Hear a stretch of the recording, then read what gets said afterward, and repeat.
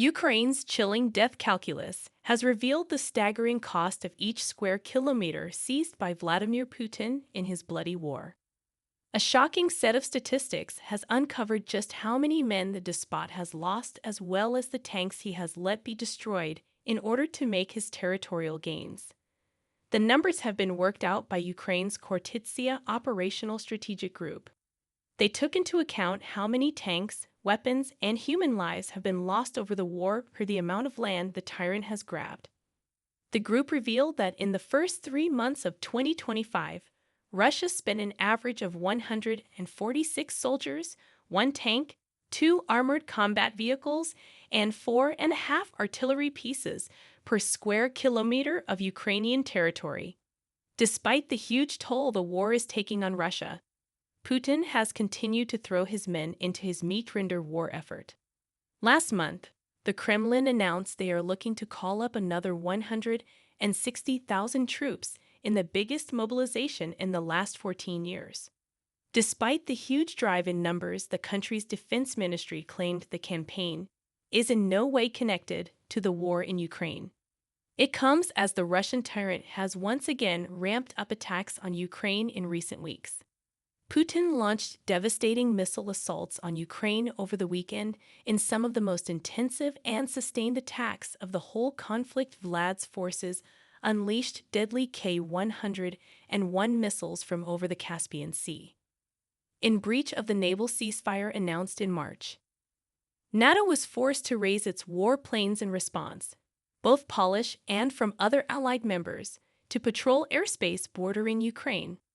Poland's command headquarters said, "Attention, due to the intensive activity of the long-range aviation of the Russian Federation, performing strikes on objects located, among others, in the west of Ukraine, the operation of Polish and Allied aviation in our airspace has begun." The RSC Armed Forces operational commander activated all available forces and resources at his disposal.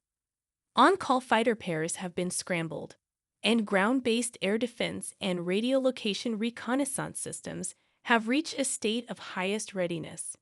The steps taken are aimed at ensuring security in the areas bordering the threatened areas.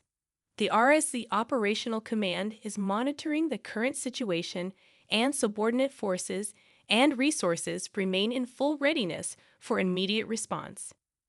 This blast came just 1 day after a Russian missile strike on Zelensky's hometown Kryvyi Rih, killing at least 19 people, including at least 9 children. A further 61 civilians were wounded.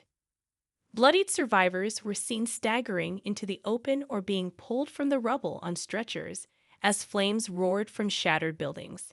Ukraine has repeatedly accused Russia of targeting residential areas and civilians throughout the 3-year-long war. But Russia denies deliberately firing on non-military targets, despite thousands of civilians having been killed in Russian airstrikes, including on schools, hospitals, and apartment blocks. Ukraine and its Western allies in Europe believe these horror strikes show the dictator has no interest in brokering lasting peace in the region. Washington has been trying to hash out the terms of a deal between Ukraine and Russia in a bid to end Putin's 3-year invasion. But the Kremlin has been insisting on a list of conditions and demands, delaying the process. Kyiv agreed on an initial proposal for a full 30 ceasefire earlier this month, but this was quickly rejected by Putin. Trump has previously said he was **** off with Putin for his lack of willingness to agree to a ceasefire. The U.S. president took a rare aim at Putin last weekend after the Russian tyrant called for President Zelensky's removal in an effort to stall peace talks. He also threatened to impose a 50% tariff on countries buying Russian oil. Trump's allies have urged the U.S. president not to directly speak to the Russian tyrant until he fully commits to a ceasefire.